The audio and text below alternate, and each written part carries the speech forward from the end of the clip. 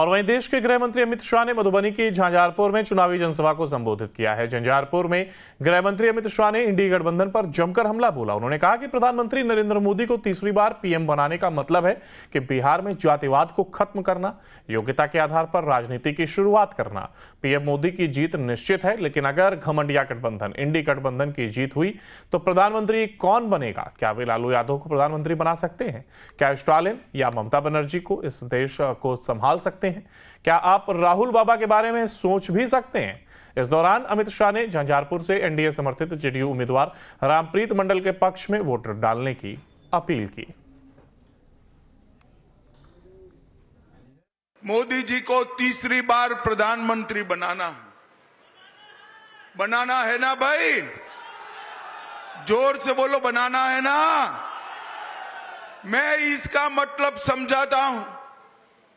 तीसरी बार प्रधानमंत्री बनाने का मतलब है बिहार के अंदर से जातिवाद को समाप्त कर देना, आगे मेरिट्स में राजनीति चले।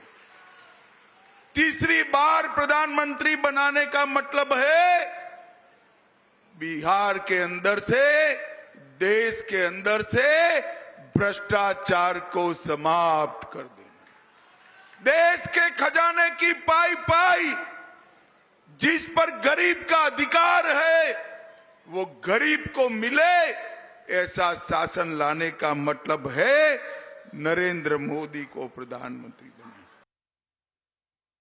देश पर कोरोना का संकट आया, इस देश के मजबूत नेतृत्व ने देश को संभालकर बाहर निकाला। देश पर आतंकवाद का साया था, इस देश के मजबूत नेतृत्व ने, नरेंद्र मोदी जी ने बाहर निकाला देश को। देश में नक्सलवाद था, बिहार में भी था।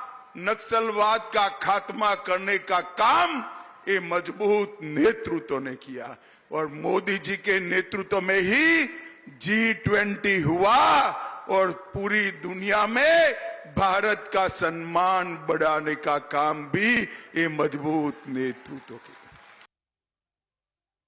मोदी जी का जीतना निश्चित है, मगर स्वप्न में भी सोच लो, ये घमंडिया गठबंधन, ये इंडी अलायंस अगर जीतता है तो देश का प्रधानमंत्री कौन बनेगा?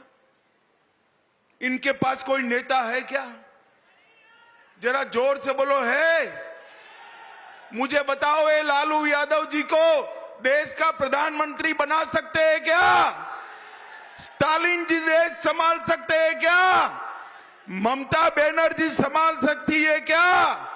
ये राहुल बाबा के बारे में दूर दूर से भी सोच सकते हैं क्या? झंझारपुर वालों, अगर भगवान न करे इनमें से इंडिया अलायंस की सरकार आई तो इन्होंने कहा था एक एक साल हम प्रधानमंत्री पद बांट लेंगे। एक साल शरद पवार जी बनेंगे, एक साल लालू जी बनेंगे, एक साल ममता जी बनेगी, एक साल स्टालिन बनेंगे और कुछ बचा खुचा होगा तो राहुल बाबा बनेंगे। भाइयों और बहनों, हमारे कर्पूरी ठाकुर जी यहीं से विधायक बनकर जाते थे। फूलपरास विधानसभा से बने। इतने साल तक एक Congress and Lalu and company ने कर्पूरी ठाकुर का सम्मान नहीं किया था। हमारे नेता और देश के प्रधानमंत्री नरेंद्र मोदी जी ने कर्पूरी ठाकुर जी को भारत रत्न देकर समस्त बिहार के पिछड़े समाज का सम्मान किया।